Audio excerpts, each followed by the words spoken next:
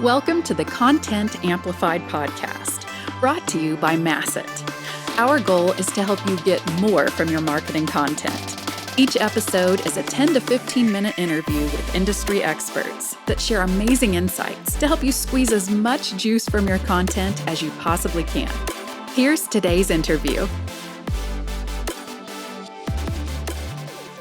Welcome back to another episode of Content Amplified. Today I'm joined with Elena. Elena, welcome to the show. Thanks for having me. Perfect. Well, before we dive in, Elena, you have a really cool background. I would love if you could just take a minute or two, share your background, your passions in marketing, and the progress to get to where you're at today. I actually never thought I would be in marketing. I actually thought I would be an athlete. I used to compete in 3-day eventing, and I wanted to do that as my career, but ended up looking for an internship after college, trying to pivot, and started working at this advertising agency called Marketing Architects. And fast forward a few years later, and I'm still here, moved up within the company, and I've always worked on our marketing team. I just really fell in love with the agency, fell in love with marketing. I love how fast everything changes. I love all the learning that it takes to stay up to date in marketing, and I've just stuck around since. That's awesome. Well, before we joined the podcast, Elena was telling me about their content marketing strategy. It sounds like in the past, you followed the typical pattern of regular drip, regular cadence of content, but then you switched it up a little bit and saw some pretty remarkable results. What have you been doing the last few years that's a little bit different than the regular drip content every couple weeks or so? I would start by saying that as an agency, there's not a lot of great examples of how agencies should market themselves. I'd say that agencies are getting better at it, but when I first joined the team, we were doing that typical content marketing strategy. We were publishing blogs, post them on our company LinkedIn, and sort of moving on, not seeing a lot of impact from that. And we decided in recent years to test something called lightning strikes.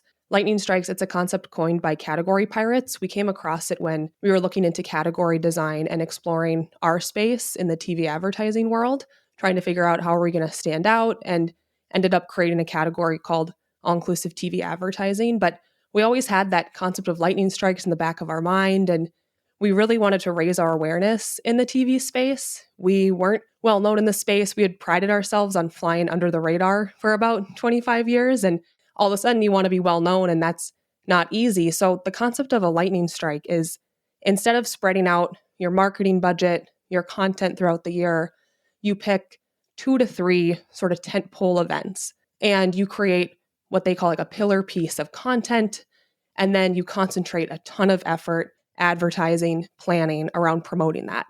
We've done 2 this year, and they both lasted about a week. The first was around a report. The second one was around a product launch, and we planned for about a quarter before for both of those, and it contained a huge mix of media and advertising and content and employee engagement. I can get into all of that, but that was a big shift we made. We decided that we were going to add this to part of our strategy, and I'll tell you, we are definitely continuing it. I would never go back to what we were doing before. That's so cool. So the first time you're building up the guts to say, okay, we're going to put a lot of eggs in this basket. Walk me through the process. How did you go about preparing for the first lightning strike? I mean, obviously you cited where you learned about this and the idea. You did some research, but what was it like to get internal buy-in? What was it like to prepare for the first one? And how was that process? I think that's super relevant for someone who's saying, okay, I want to do a lightning strike. How did you go through the first one? If you could walk us through that, I think that would be super interesting. It started with needing something to talk about. I think that's key. I think a lot of marketing teams would love to do a lightning strike, but you need to lean on your business to give you something that's worthy of having a lightning strike about. So that was the first step. Just, is there something we could do? Is there something we could promote that would be worthy of this, that would have some virality on its own?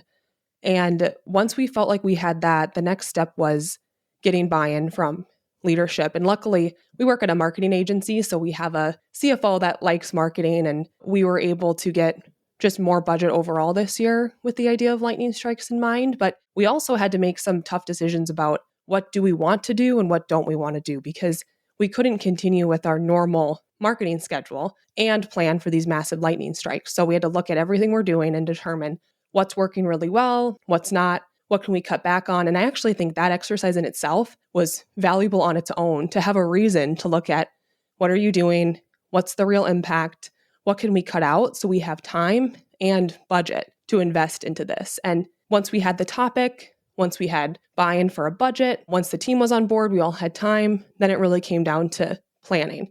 What week do we want to do it? At first, we picked a week that was around like a federal holiday on accident, so we had to go back and change that. Then we had to talk to a bunch of trade pubs and influencers, and how do we time everything correctly? And we wanted to work with publications like Adweek. They are not open just every week of the year. We wanted to try to speak at an event. Well, there's only so many events that have our target at them. So then it came to timing, planning, and a really great team that could set it all up for success. So you did this first lightning strike. Talk to me about, if you're willing to share, and it doesn't have to be exact numbers by any means, what would you say the difference in results look like from the old system to the new system? You obviously said you're never going back. So what were some of those results? What were some of the differences and maybe some of the surprises that came out of it? Our old marketing definitely had results. Like you could see our web traffic growing over time, and we had interest building in the agency, but it was just nothing compared to the lightning strikes. The second one we did this year, our website traffic increased 500% week over week. We had so much interest in the agency. I wish I had some numbers in front of me I could give you, but we actually already have a company from the lightning strike just a month or two ago that's becoming a client. And for an agency that sells TV advertising campaigns, you don't sell that many TV advertising campaigns a year. So getting a client that quickly from a marketing campaign is a pretty big deal. So we definitely felt just the traffic impact on our website. It's so fun to really be able to see the impact of your marketing campaign. We saw an impact to our company LinkedIn page. Our followers increased. Sales had more reach outs. We had more listens to the podcast. It's just for that week, you could really feel all the kind of the marketing boats rising. It was just impossible not to see the impact. And that made it even better to present to leadership. That's the best type of marketing presentation, when you can clearly show, here's the lift on our business, when it felt like before we were having to more suss it out. And with this, there was just no denying that this had a huge impact on the agency. I love it. Now, every time we do something in marketing, we learn really valuable lessons. After having done a few of these lightning strikes, what are some assumptions maybe that you made that were wrong? What are some things that you have made better the second, third, fourth time around? What are maybe some things that people can avoid their first time around that will save them a little bit of heartache? One was in the planning, just the project management. This was so much larger than anything we'd done before. It was really just a massive sprint. It was a lot of work on the team. And I think when it was over, we all were just exhausted. So I don't know if that can be helped. Maybe it's just planning more for that with your team. Like after the lightning strike, make sure you've got some time for people to just decompress a little bit, because it did put a strain on the team just having that much buildup. I'd say that from the first lightning strike to the second, we did a better job engaging employees.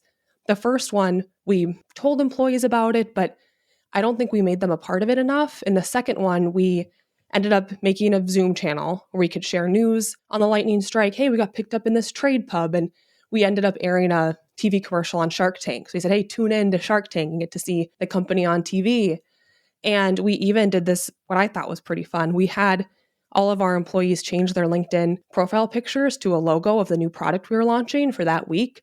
So all of a sudden on LinkedIn, if you were looking at our company, you're like, why do all these people have this weird logo as part of their LinkedIn? So just getting the employee engagement, I thought made a huge, huge difference. I'd say also the first one, we had a few things off with our timing. Like we ended up releasing 3 podcast episodes, and 2 of those were after the lightning strike.